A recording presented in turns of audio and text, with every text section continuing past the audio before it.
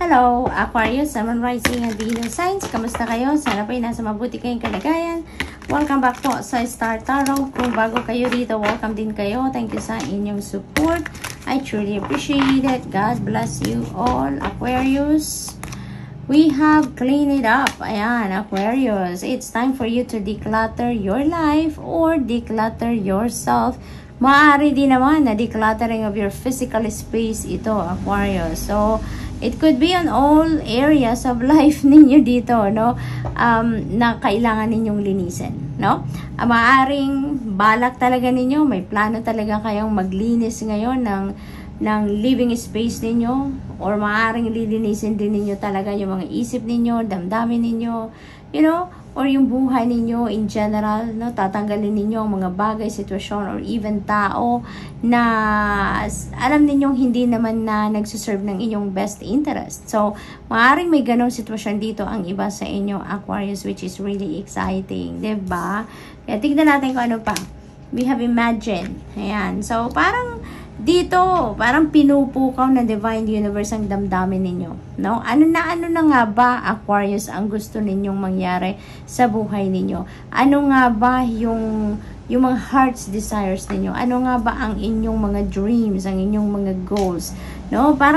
Parang sinisiguro ng Divine Universe sa inyo ngayon na you need to make sure, you need to be sure of what you really want to manifest in your life so that I can support you, diba? So that I can help you make that dream a reality, hindi ba? Kasi para siguro sa iba sa inyo, maaaring paiba-iba kayo ng hinihingi, paiba-iba kayo ng gusto, maaaring ganon. Kaya ina-ask kayo dito na be sure of what you really want to see or to experience in your life.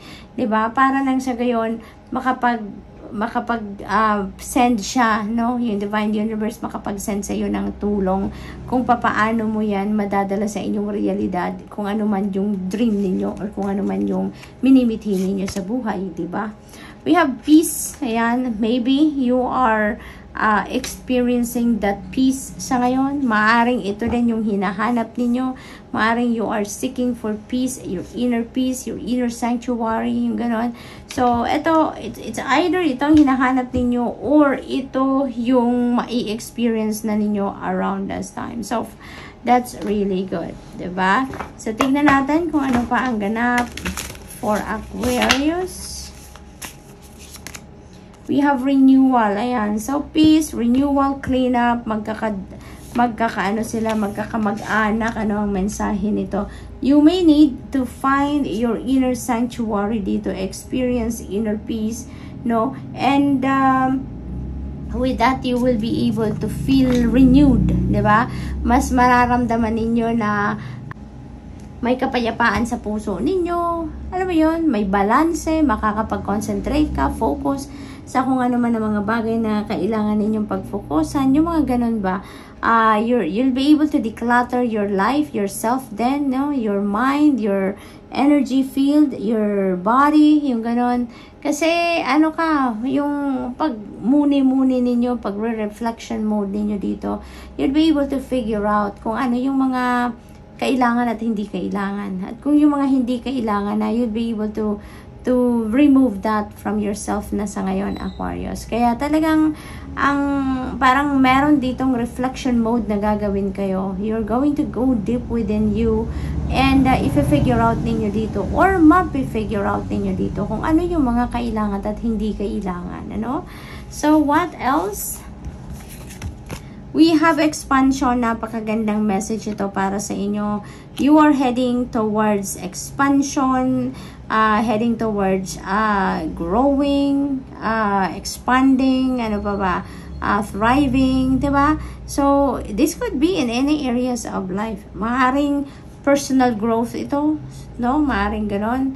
Maaari din na expansion ito pagdating naman sa inyong negosyo, sa inyong pag-aaral, sa inyong knowledge. It could be on those areas siguro ang focus ninyo sa ngayon, no, Aquarius. So this is really beautiful kasi parang dine-develop ninyo dito ang inyong sarili, no? Gusto ninyong mag-improve ang sarili ninyo, gusto ninyong mag-evolve into the better version of yourself dito. Kayo, Aquarius, kaya good luck to that. Strength, yan, this could be inner strength, no? Maaring kailangan ninyo ngayon ng inner strength and courage nang sa gayon magawa ninyo ang lahat ng gusto ninyong gawin. Maaring sa pakiramdam ninyo siguro may mga challenging situation or difficult situations dito na hinaharap kayo.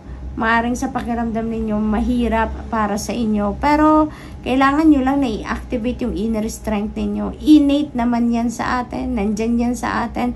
We just need to activate it para magamit natin, magkaroon kayo ng tibay ng loob, tatag ng dibdib, no?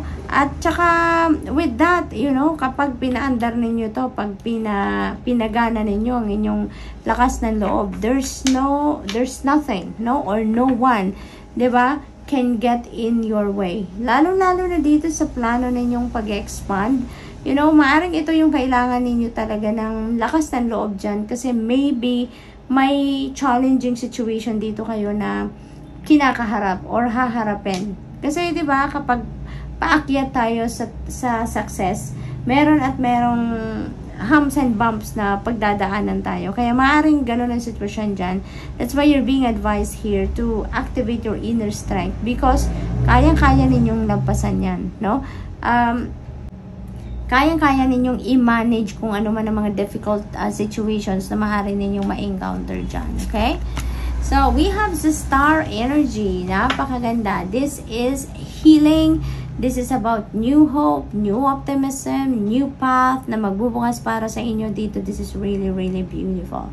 Ano to? Nanggagaling kayo dito sa tagumpay. You know, nanggagaling kayo dito sa difficult times and you were able to manage on how to get around that difficult situation. Kaya nagtagumpay kayo.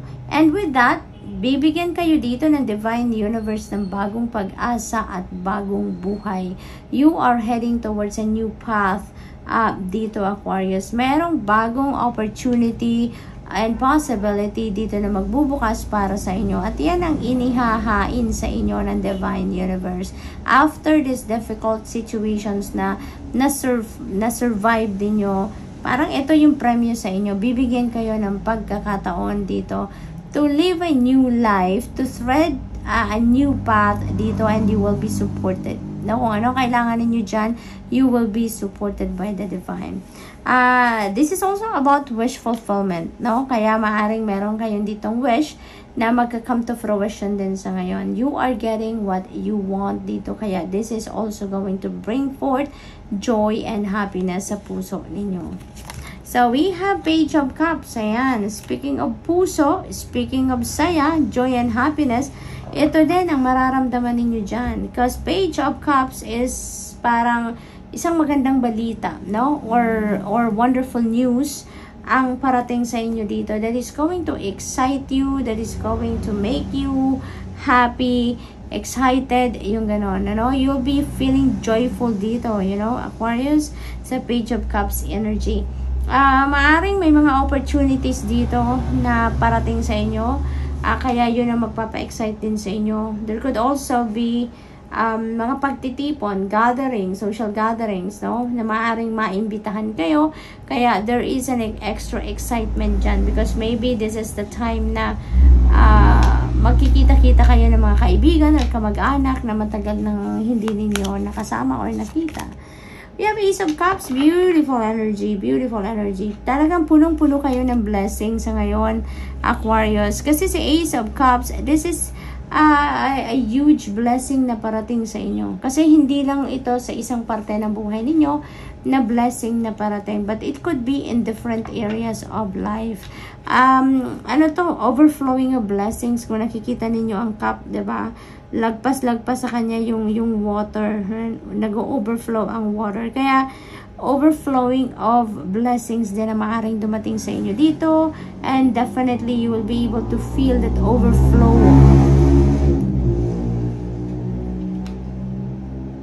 And definitely, you'll be able to feel that overflowing of joy then and happiness kayo sa puntong ito, Aquarius, no? Whatever that is na parating sa inyong biyaya, you know, that is what you need. Kung anong kailangan ninyo sa ngayon, yun ang maaaring ipadala sa inyo ng Divine Universe at this time. Kaya, your needs will be met, no? Sa ngayon, Aquarius, you are going to be blessed with whatever it is that you need right now. It could be love, it could be time, it could be energy, it could be money, it could be various opportunities, trabaho, career, negosyo, travel, whatever it is na kailangan ninyo, yan ang ipapadala sa inyo. So, good luck.